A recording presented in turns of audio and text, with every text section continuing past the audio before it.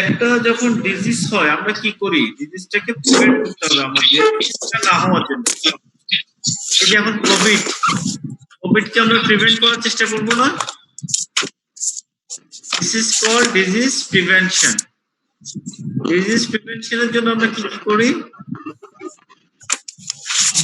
Disease প্রিভেনশনটা কি, এটার একটা ডেফিনেশন আছে, ডেফিনেশন মুখস্থ করতে হবে। Activities designed to protect patients and other members of the public from actual or potential health threats and their harmful consequences. এখন আমরা যেটা করছি ওটা হচ্ছে ডিজিজ প্রিভেনশন। কোভিড থেকে বাঁচার জন্য আমরা ডিজিজ প্রিভেনশন করছি। কি করছি? অ্যাক্টিভিটিস ডিজাইন, মানে একটা কাজকর্ম ডিজাইন করছি। কি জন্য ডিজাইন করছি? টু প্রোটেক্ট পেশেন্ট এবং আদার members of the public from actual or potential health threats and their harmful consequences. তাহলে আমরা এখন কি ডিজাইন করছি? পেশেন্ট এবং পাবলিককে বাঁচানোর জন্য আমাদের ডিজাইনটা কি? এখন কি করছো তোমরা? কোভিড থেকে বাঁচার জন্য কি করতেছো?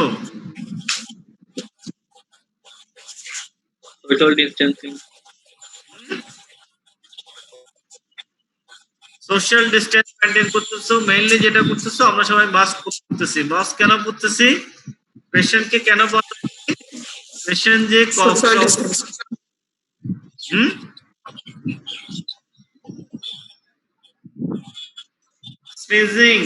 স্নেজিং এবং এর থেকে যে পার্টিকেলস গুলো বের হচ্ছে, এগুলো যাতে অন্য পাবলিকের মধ্যে ছড়ায় না পড়ে, এই জন্য আমরা ডিজাইন করছি। এই ডিজাইনটা হচ্ছে আমরা সবাইকে মাস্ক পরতে বাধ্য করতেছি, সোশ্যাল ডিস্টেন্স করছি, বারবারে হাত ধুচ্ছি।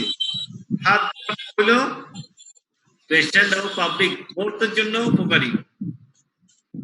তাহলে ডিজিজ প্রিভেনশনের ডেফিনেশন হবে, সাকসেসফুল প্রিভেনশন কিসের উপর ডিপেন্ড করে? Knowledge of causation, dynamic of transmission, identification, risk factors and risk group, facilities of this treatment procedure, and evaluation and development of this procedure.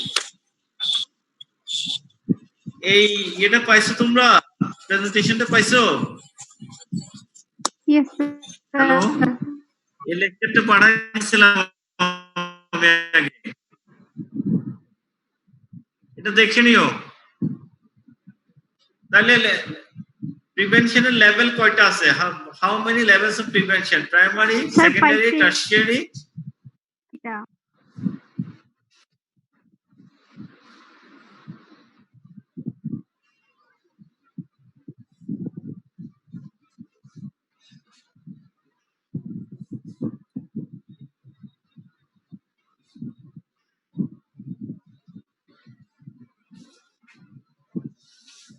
Levels of prevention.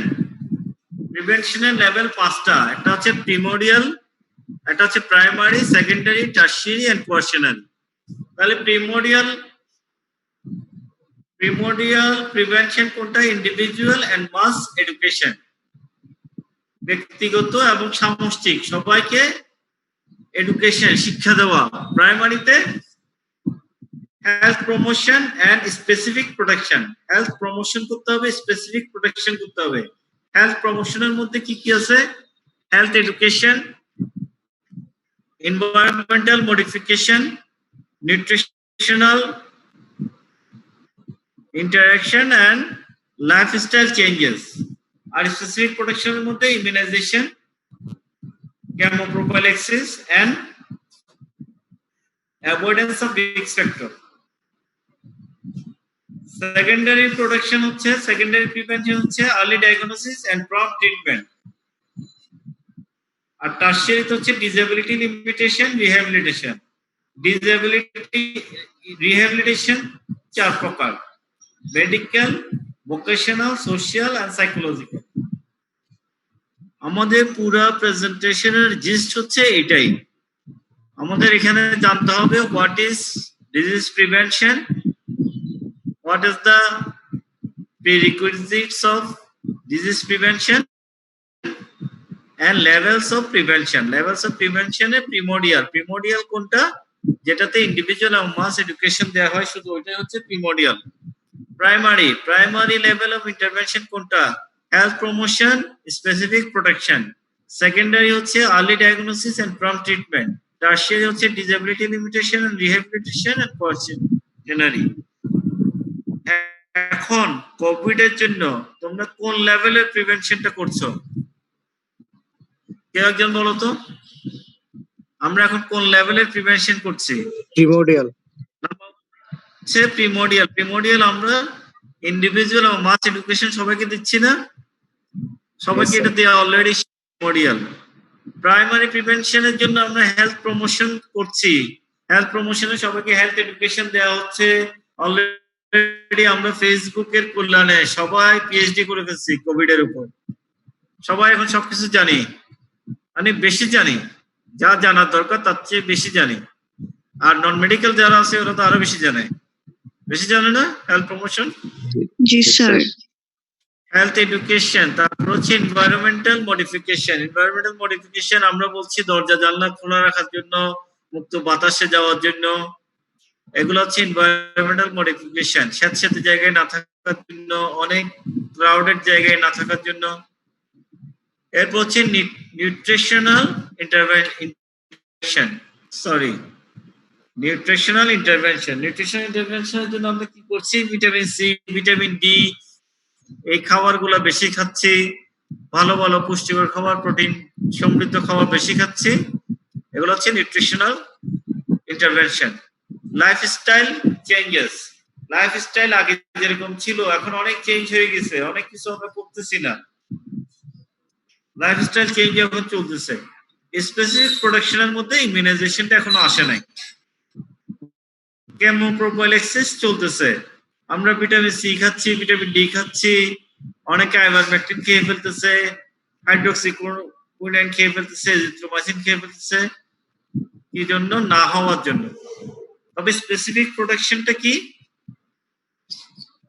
Suppose ধরো একটা মানুষের COVID-19 হলো, আমি শুধু Covid এর কথাই বলছি এখন, যেহেতু এটা এখন চলছে, সবাই এটা নিয়ে প্রশ্ন করবে তোমাদের বেশি।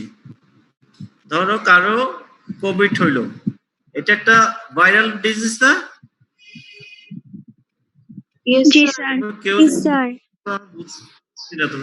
এটা একটা ভাইরাল ডিজিজ। তাইলে এখানে আমরা অ্যান্টিবায়োটিক দিই না? এজিথ্রোমাইসিন অ্যান্টিবায়োটিক, ধরো ডক্সিসাইক্লিন দিলে অ্যান্টিবায়োটিক। অনেকেই বলে এটা একটা ভাইরাল ডিজিজ, এখানে অ্যান্টিবায়োটিকের কাজ নেই। কেন অ্যান্টিবায়োটিক দিই আমরা? কোন আইডিয়া আছে?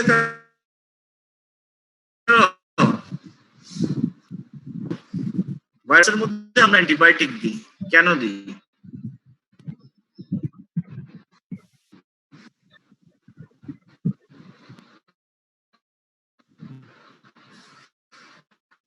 আমাদের শরীরে অলওয়েজ কিছু অপরচুনিস্টিক ব্যাকটেরিয়া আছে। ধরো আমাদের শরীর বলো, আমাদের এনভায়রনমেন্ট বলো, এখানে সবকিছু অপরচুনিস্টিক ব্যাকটেরিয়া আছে।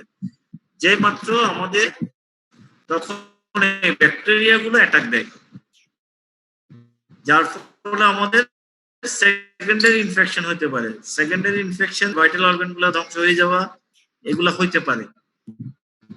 সেকেন্ডারি ইনফেকশন প্রিভেন্ট করার জন্য আমরা অ্যান্টিবায়োটিক দিই, যদিও এটা ভাইরাল ডিজিজে অ্যান্টিবায়োটিক দেওয়া হয় সেকেন্ডারি প্রিভেনশন, সেকেন্ডারি ইনফেকশন কে প্রিভেন্ট করার জন্য। ঠিক আছে? এই কনসেপ্টটা ক্লিয়ার? সারা জীবন লাগবে সব সময় মানুষ যে এটা একটা ভাইরাল ডিজিজ, আমরা অ্যান্টিবায়োটিক কেন দিচ্ছি? অ্যান্টিবায়োটিক দিচ্ছি আমরা সেকেন্ডারি ইনফেকশন প্রিভেন্ট করার জন্য।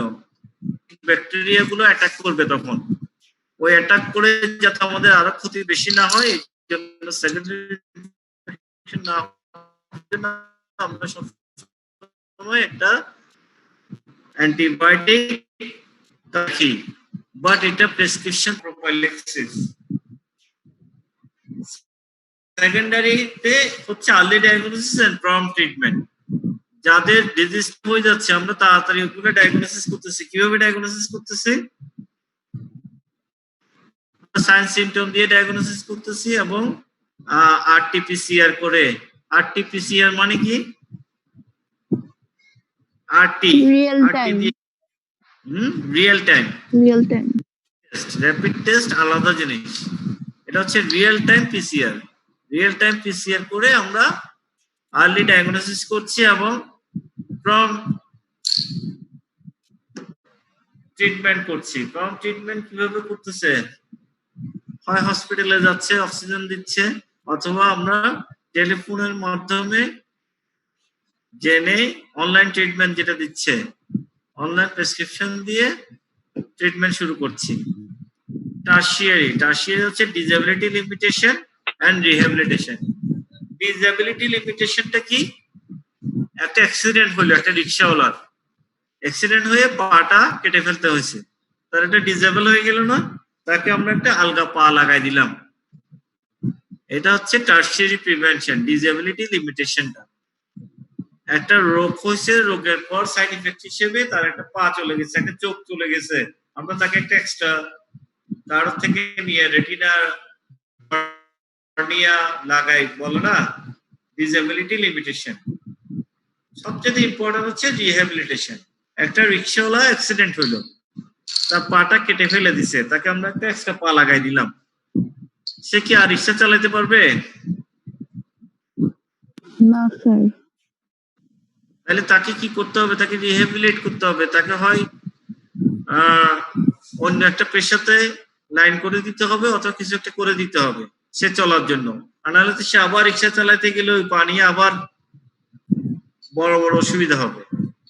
এই জন্য ডিসএবিলিটি লিমিটেশনের পর হচ্ছে রিহ্যাবিলিটেশন। রিহ্যাবিলিটেশন 4 রকম।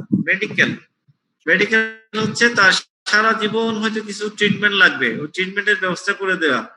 ভোকেশনাল হচ্ছে সে যে কাজটা করতো, এই কাজটা তার জন্য এখন সুইটেবল না, তাকে ওই একটা কাজের জন্য অ্যাডভাইস দেওয়া অথবা ওই কাজের ব্যবস্থা করে দেওয়া। সোশ্যাল, সামাজিক ভাবে কেউ যাতে তাকে না করে, কেউ যাতে ওই যে ল্যাঙ্গাইয়া বলে করে না, সমাজ যাতে তাকে খারাপ চোখে না দেখে, সোশ্যালি তাকে যাতে অ্যাকসেপ্টেবল করা হয়।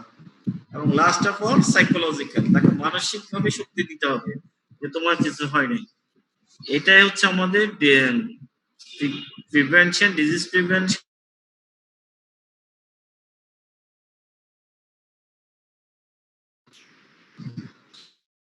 শালম স্যারের ক্লাস হবে। এই সব বিয়ে